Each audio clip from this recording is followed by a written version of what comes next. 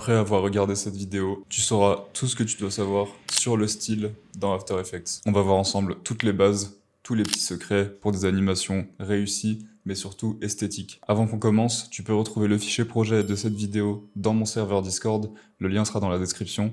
Avant d'aller dans After Effects, on va rapidement faire un tour des bases.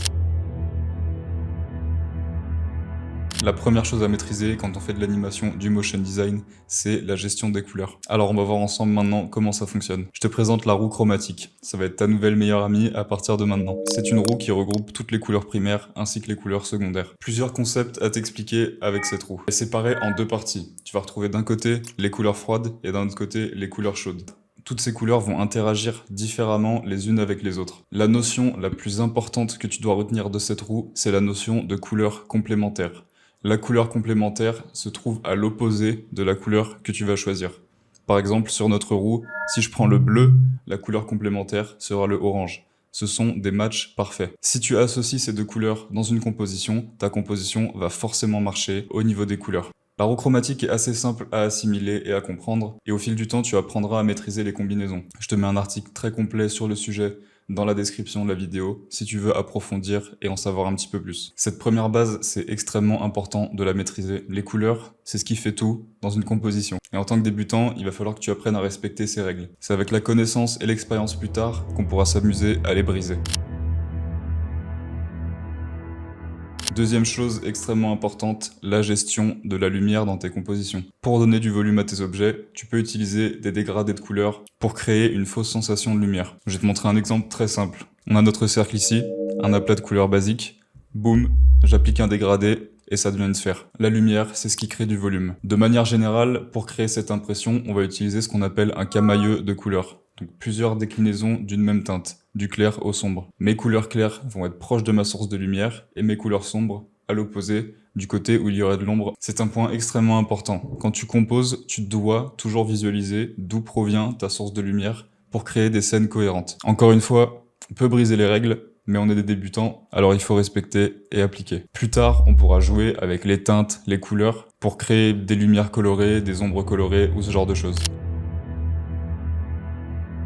La troisième et dernière base qu'on va devoir maîtriser, ça va être notre composition. Lorsque tu vas créer une composition, tu dois réfléchir à la hiérarchie de tes éléments. Quel élément je veux que mon public voit en premier? Quelle position a-t-il? Est-il en avant-plan? Est-il en arrière-plan? Quel tiers de l'écran il occupe? Plusieurs questions que tu dois prendre en considération si tu veux une composition réussie. Une petite astuce très simple que je te partage, c'est de mettre toujours un nombre impair d'éléments dans tes compositions. C'est un biais cognitif propre à l'être humain de préférer les choses impaires aux choses paires. Me demande pas pourquoi, c'est comme ça. Ok, c'est bon, on a vite fait le tour des bases, on va pouvoir commencer à créer. La toute première étape, avant de commencer à créer, ça va être de choisir notre palette de couleurs en se basant sur ce qu'on a vu précédemment. Donc on va choisir les couleurs qu'on souhaite, puis par la suite, on pourra modifier un petit peu la luminosité, les teintes des couleurs qu'on va utiliser. Une fois que c'est fait, je vais simplement créer un cercle. On va aller ici et choisir notre type de remplissage. Donc on va choisir un dégradé radial. On a cette fenêtre qui s'ouvre, quelques petites infos à savoir. Les indicateurs en bas sont les couleurs de ton dégradé. Tu peux les déplacer et déplacer le pourcentage en cliquant ici sur le petit losange. Tu peux en ajouter autant que tu le souhaites en cliquant simplement sur la barre. Au-dessus, on va avoir les indicateurs d'opacité de ton dégradé. Ça fonctionne exactement pareil, sauf que tu vas juste modifier la transparence de ton dégradé en fait. Donc, je vais créer mon premier dégradé. On va prendre la pipette et on va sélectionner les couleurs dans notre palette. Ici, on va simplement faire un dégradé à 3 couleurs avec une teinte claire, une teinte moyenne et une teinte plus sombre. Donc, notre dégradé est placé. On a cette interface qui apparaît. On va venir pouvoir ici en fait modifier les points d'entrée et de sortie du dégradé. Donc ça correspond en fait à la barre qu'on a quand on vient cliquer ici dans les options. Le petit cercle ici sur ton point d'entrée, ça va te permettre en fait de déplacer la source de ce point même d'entrée de ton dégradé à un autre endroit. On va pas s'en servir pour l'instant, on reste sur les bases. Donc je vais aller dans mon calque, dans les options, dans le contenu, je vais retrouver mon dégradé et c'est là qu'on va faire opérer la magie. Je vais pouvoir en fait dupliquer autant de fois toutes les options qu'il y a dans ce contenu. Je vais pouvoir dupliquer mes dégradés et les modifier pour créer des trucs vraiment sympas et c'est ce qu'on va faire. Donc j'ouvre mon dégradé et on se retrouve avec encore une fois pas mal d'options. On a les options de compositing, donc où se situe ton dégradé en avant ou en arrière-plan. Tu peux modifier les coordonnées des points d'entrée, de sortie, changer les couleurs, etc., etc. Je t'invite toujours, quand tu travailles sur After Effects, à bidouiller un petit peu les effets. C'est comme ça que tu vas te rendre compte, en fait, de ce que ça fait sur ta forme. Pour l'instant, tout ce qu'on va faire, c'est simplement dupliquer notre dégradé et créer un point de lumière. Donc je duplique en faisant commande plus D sur mon dégradé. Je vais changer l'option de compositing pour le passer en avant-plan. On va venir changer les couleurs du dégradé en cliquant ici sur Edit et je vais venir réduire l'opacité de mon point de sortie à 0%. Je vais venir sélectionner une couleur claire dans les teintes de notre objet de manière générale et appuyer sur OK. Maintenant, je vais te présenter ton nouveau meilleur ami, les modes de fusion. Tu vas pouvoir venir modifier les modes de fusion d'à peu près tout dans After Effects et tu peux aussi le faire avec tes dégradés. Donc les modes de fusion, comment ça fonctionne? Ça va modifier en fait la façon d'interagir des couches de tes calques, objets, formes, etc. Les couches, pour rappel, ce sont les couches RGB, rouge, vert et bleu, et la couche alpha. Donc j'ai repositionné mes points d'entrée, mes points de sortie, tout ça, on a placé notre dégradé. Maintenant, on va modifier les modes de fusion. Il n'y a pas vraiment de méthode précise, hein. Tu vas simplement les faire défiler pour voir ce qui rend le mieux, et ce qu'on recherche aussi en termes de rendu. Et c'est comme ça que tu vas choisir en fait ton mode de fusion à chaque fois que tu vas créer quelque chose. Et boum, juste de dégrader, un mode de fusion, et on se retrouve déjà avec une sphère qui est bien cool. On va venir répéter ce process entièrement pour ajouter un petit peu de teinte dans notre sphère, lui donner un petit peu plus de peps, plus de volume. Je t'accélère cette partie, c'est exactement la même chose. On va juste venir déplacer les points, changer l'opacité, changer les modes de fusion, les couleurs, etc. Donc tout ce qu'on a déjà vu en fait. Voilà. Bon déjà, arrivé là, on est pas mal du tout. On a déjà un truc plutôt esthétique, plutôt sympa. Maintenant, on va venir peaufiner avec ton nouveau deuxième meilleur pote, les layer styles. Qu'est-ce que c'est et comment on les utilise?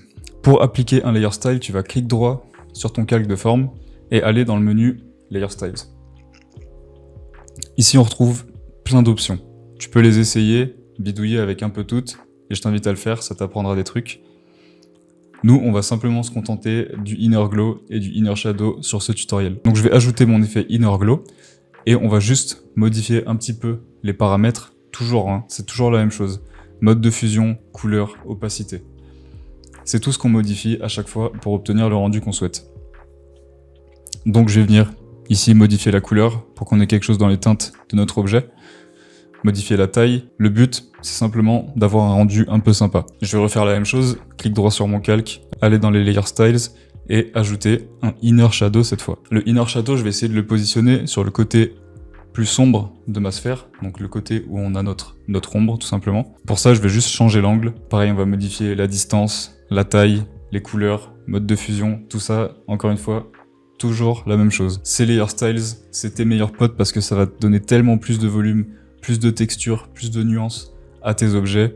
C'est ce qui va vraiment rendre esthétique ici notre sphère. Et voilà, on a notre première étape qui est terminée. On a une sphère stylisée, esthétique. On va pouvoir passer à la suite pour la rendre encore meilleure. On a pu créer notre base. Ce qu'on va venir faire maintenant, c'est appliquer des effets et des textures pour donner encore plus de vie, encore plus de volume à notre objet. Première petite technique. Je vais venir prendre mon outil plume et créer une forme qui épouse les contours de ma sphère.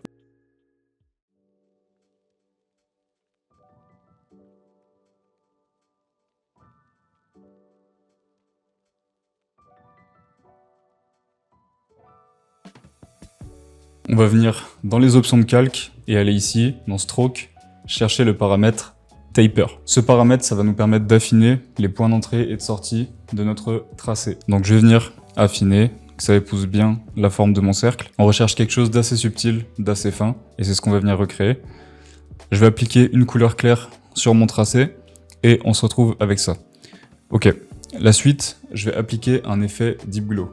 Donc c'est un plugin payant, si tu l'as pas, je t'invite à checker cette vidéo qui va t'expliquer comment le reproduire en utilisant le glow natif d'After Effects. Le lien sera dans la description. Ici, on a créé ce qu'on appelle un rim light. Ça va mettre en valeur l'aspect lumineux, le reflet de notre sphère et donner plus d'importance à la lumière et aux ombres sur notre objet.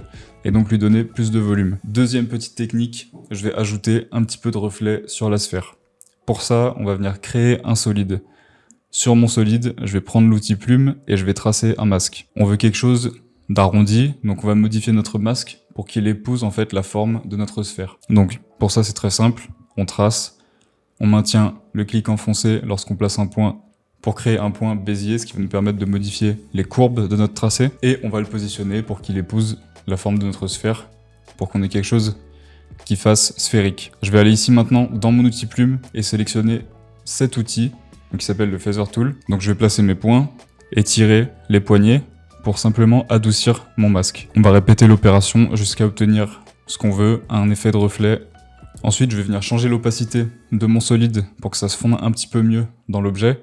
Et on va voir, essayer de modifier les modes de fusion également, encore une fois, pour créer quelque chose vraiment qui match avec la sphère qu'on a créée. Et voilà, on a un rendu plutôt sympathique. Ça fait reflet. On passe à la suite. Troisième technique, encore plus de texture. On aime ça, la texture. Je vais dupliquer mon cercle. On va appliquer un effet fractal noise qu'on va juste très légèrement modifier dans les options. Je vais augmenter la taille ici. On va modifier un petit peu le contraste et on va venir changer encore une fois le mode de fusion de notre calque sur overlay.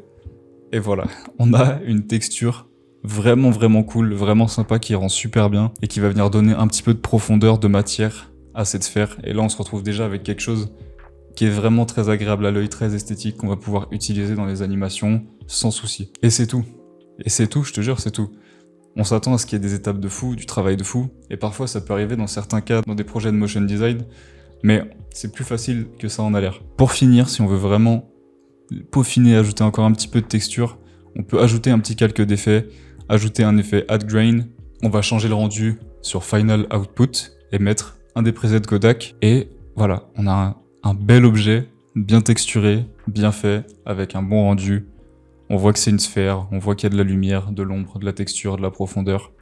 Impeccable. 90% du travail que tu vas faire dans After Effects en motion design, tu vas utiliser ces techniques de base. Et si tu veux être un bon motion designer, un bon animateur, un bon designer, tout simplement, tu dois absolument maîtriser ces bases. Parce que la créativité, c'est simplement une accumulation de techniques différentes. Ça y est, on a fait le tour. On a vu beaucoup de choses dans cette vidéo. Garde-la dans un coin de ta tête. Si tu as un oubli, reviens-y de temps en temps, ça fait jamais de mal. J'espère que ça t'a plu, que t'as appris des choses, que ça t'a peut-être inspiré pour tes projets, tes créations. Je te rappelle que le projet est disponible en téléchargement, gratuitement, dans mon serveur Discord. Tu peux le rejoindre directement en cliquant sur le lien dans la description. Merci d'avoir regardé la vidéo. On se retrouve très vite pour d'autres techniques plus avancées, plus poussées, des petits trucs, des petits secrets de motion design sur la chaîne YouTube.